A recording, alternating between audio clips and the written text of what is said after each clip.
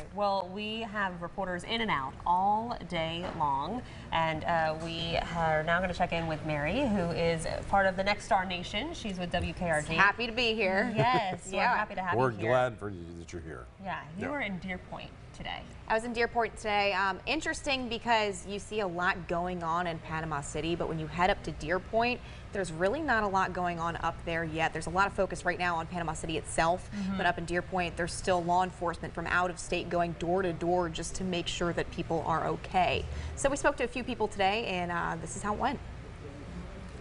Here in the Deerpoint neighborhood of Bay County, I'm joined now by Stephen George. He's lived here for 30 years. Stephen, I see you're taking a seat, rightfully exhausted after all of this.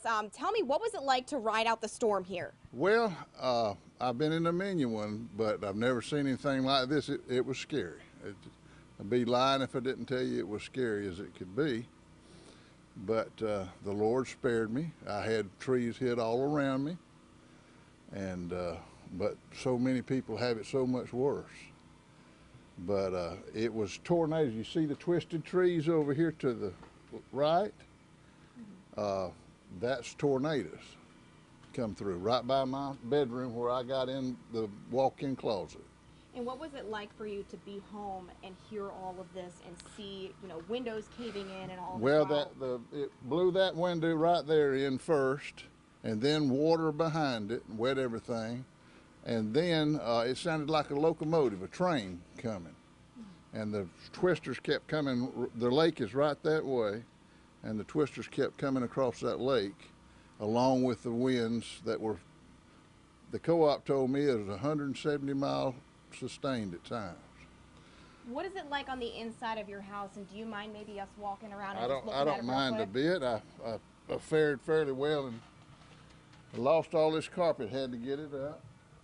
It's just a for-your living area type deal. And it wet the carpet. I had to pull the carpet out. It wet this roof. It warped the doors, the French doors. They won't shut right anymore. Yeah. But don't tell anybody that. And you want me to show you on? Yeah, I mean, so carpet damage, the windows were kind of blown out. How's the roof doing? The roof has got, you see the tree on the roof. Okay. And I survived right in here. You see where the trees were falling? And I survived in here, pile these sleeping bags on top of it. So you were in here by yourself? I was. I live alone, and a lonesome stranger. Tell me, what is it like for you to see your home like this after 30 years? Well, it's heartbreaking on one hand, but then as you're involved in it, you're thinking, I'm lucky to be alive, fortunate. God blessed me to be alive, and He's got something for me extra to do.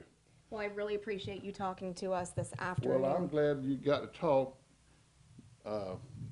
If you want to see any other damage, you can see there's the chimney.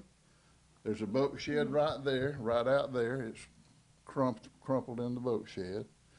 And then let me show you this whole... We'll take a look at it in just a moment, but for now, reporting in Deerpoint, I'm Mary Smith.